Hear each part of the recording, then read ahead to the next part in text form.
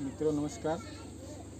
आज मैं अपने कर्म क्षेत्र से कोटवा धाम में बाहर निकला तो आदरणीय महंत जी श्री कर्मेंद्र दास जी से मुलाकात हुई और बड़े बाबा के दरबार में हैं और ये हमेशा जन्म से अपने जब से ये जानने वाले हुए हमें ये पता है कि तब से भजन नाम साधना में ही लगे रहे हैं। तो आज इनसे हम थोड़ा जानकारी लेंगे कि महाराज जी भजन और नाम साधना का महत्व क्या है और दैनिक जीवन में इसका क्या उपयोग है। आप सभी को सादर बंदगी। बहुत ही महत्वपूर्ण विषय है कि नाम साधना का महत्व क्या है दैनिक जीवन में इसका। देखिए, जितने भी शास्त्र हैं, जितने भी ग्रंथ हैं सनातन धर्म में, और सब में एक ही बात बताई गई है कि भगवान का नाम सुमिरन। ऐसा मानना है कि जैसे कोई वृक्ष है और वृक्ष का जो मूल फल है, उसी प्रकार से समस्त ग्रंथों का जो सार है वो है नाम। नाम ही शाश्वत है और नाम सुमिरन के द्वारा ही परमात्मा को प्राप्त किया जा सकता है। ये सबसे अभिन्न अंग है साधक के जीवन का। तो नाम स्मरण किया कैसे जाए? देखिए, शुरू में जब साधक नाम सुमिरन करता है तो संसार की जो सांसारिक माया है वो उसको ग्रसित किए रहती है।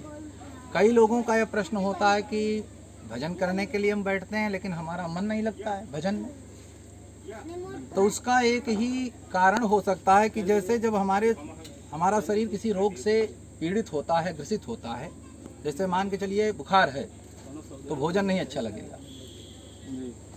तो अगर हमारा तन रोगी है तो भोजन नहीं अच्छा लगता है, और अगर मन रोगी है तो भजन नहीं अच्छा लगता है। तो जैसे तन को स्वस्थ करने के लिए वैद्य के पास जाना पड़ता है, वहाँ से औषधि लाना पड़ता है, वैसे ही मन को स्वस्थ करने के लिए गुरु का सानिध्य, गुरु की शरणागति लेनी पड़ती है। गुरु के पास जाते हैं तो गुरु हमें नाम उपासना का महत्व समझाता है और नाम दीक्षा प्रदान करता है। तो मन को स्वस्थ करने के लिए भगवान का जो नाम सुमिरन है यही सबसे सार्थक है। नाम सुमिरन के लिए जो प्रक्रिया है कि हम कैसे सुमिरन करें, मन कैसे नियंत्रित हो, तो मन को नियंत्रित करने की सबसे एक और सर्वोत्तम उपाय है कि जैसे आप जा रहे हैं किसी मार्ग पर, आपका वाहन बहुत तीव्र गति से जा रहा है, आगे कोई दूसरा वाहन आ रहा है और आपको ये लगता है कि अब हम दुर्घटनाग्रस्त हो जाने वाले हैं। उस समय में अगर आप एकाएक ब्रेक लगा देते हैं तो वाहन पलट जाएगा। आप उस दुर्घटना से पहले आपके साथ कोई ना कोई घटना घटित हो जाएगी। इसलिए हम सुरक्षित भी रहें, वाहन भी सुरक्षित रहे, हम भी सुरक्षित रहें, आगे आने वाला व्यक्ति भी सुरक्षित रहे। उसके लिए हमारे पास एक ही उपाय, हमें ब्रेक नहीं लगाना है। अगर कहीं पास में कोई दूसरा मार्ग है तो उस पर अपने वाहन को मोड़ देना चाहिए। उसी प्रकार से हमारा ये जो मन है, मन कोई अंग तो है नहीं कि उसको आप इलाज करेंगे। मन एक मानसिक चेतना का साकार स्वरूप है, हमारी विचारधारा ही है। तो मन को भगवत भजन की ओर मोड़ देना। लोग कहते हैं ये माया त्यागो, ये त्यागो, वो त्यागो, उसके बाद भजन में बैठो। कुछ त्यागने की आवश्यकता नहीं। नाम के अंदर ऐसी एक एनर्जी है, ऐसा एक पावर है, नाम ही सब स्वयं में अपने आप में इतना समर्थ है कि आप उसका नित्य सुमिरन पहले प्रारंभ कर दीजिए, मन स्वयं नियंत्रित हो जाएगा। और नाम की उपयोगिता, नाम में तो इतना अपार अपरिमित बल छुपा हुआ है। भगवान का जो नाम, भगवान श्री रामचंद्र जी ने भी कहा कि जो राम नहीं कर सकते वो उनका नाम कर सकता है। राम न सकहि नाम गुण गाई। जब भगवान साकार स्वरूप में नहीं होते तो निराकार स्वरूप में नाम ही होता है। जैसे हमारे यहाँ सतनाम पंथ में सगुण और निर्गुण दोनों प्रकार की भक्ति है। सगुण के रूप में गुरुदेव भगवान और निर्गुण के रूप में भगवान का नाम। नाम निराकार है और जो गुरु है वो साकार है। साकार से निराकार की उपासना। तो नाम जप करें, नियमित नाम जप करें। नाम जप करने की एक विधि, जैसे आपका सुमिरन कैसे चले, भगवान के नाम को किसी जगह पर अंकित कर दीजिए और अंकित करके उसका ध्यान कीजिए।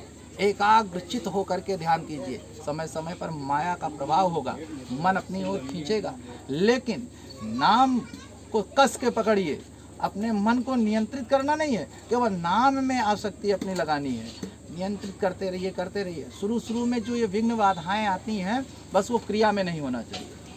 कि जैसे आपके अंदर जैसे जो पहले आपका स्वभाव रहा है, जो आपके पंच तत्वों की प्रकृतियां हैं वो अपनी ओर खींचेंगी, आपका मन दिग्भ्रमित हो जाएगा। सुमिरन करने के लिए बैठेंगे, मन बाजार की ओर भाग जाएगा, मन पुत्र में लगेगा, मन पत्नी में लगेगा। लेकिन कारण क्या है कि आप बैठे तो रहें, आसक्ति नाम में होगी। जैसे जैसे दृढ़ता बढ़ेगी, आदृढ़म चाहतम ज्ञानम प्रमादेनम चाहतम श्रुतम, श्रीमद् भागवत में बताया गया है।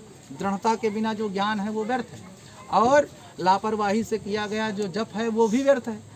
तो लेकिन नियमित रूप से, जैसे कोई वृक्ष लगाता है तो तुरंत वो फल नहीं प्रदान कर देता है, लेकिन उसको नियमित रूप से सिंचित करके उसको संदल बनाने की इसके आवश्यकता है। संदर्भ में हमारा दूसरा प्रश्न था कि दैनिक जीवन में इसकी उपयोगिता, हमारे जैसे गृहस्थ व्यक्ति है जी और वो नाम जप करता है, जी साथ साथ में अपने कार्य भी करता है, जी तो इसकी दैनिक जीवन में इसकी क्या उपयोगिता है?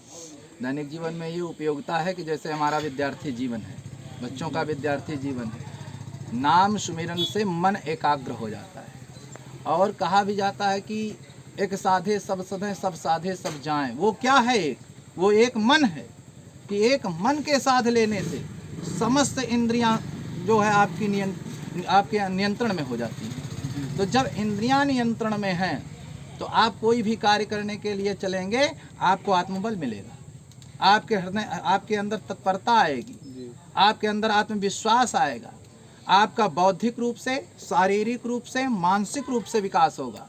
और जो मानसिक रूप से स्वस्थ है, बौद्धिक रूप से स्वस्थ है और शारीरिक रूप से स्वस्थ है, तो किसी भी सांसारिक सफलता को भी अगर उसको प्राप्त करना है तो उसके लिए दुर्लभ नहीं। सकल पदार्थ हैं जग माही, कर्महीन नर पावत नाही। वो मनुष्य कौन है कि जो कर्म से हीन है? वो कौन सा कर्म है? जिस साधक के जीवन में नाम की महत्ता नहीं है, जिसके जीवन में सुमिरन भजन नहीं है, वही कर्म से हीन है। और वही कर्महीन नर पावत नहीं। सबसे पहले हमें अपने मन को नियंत्रित करने के लिए, मैंने कहा मन को स्वस्थ बनाना है तो भजन का आश्रय लेना पड़ेगा। जी बहुत अच्छा, बहुत सुंदर। बस यही हमारा जो है उद्देश्य है, और यही हमारे जीवन में ही सुमिरन भजन चल रहा है। जी बहुत बहुत धन्यवाद महाराज जी आपसे। जय बड़ी बाबा, जय बड़ी बाबा की जय।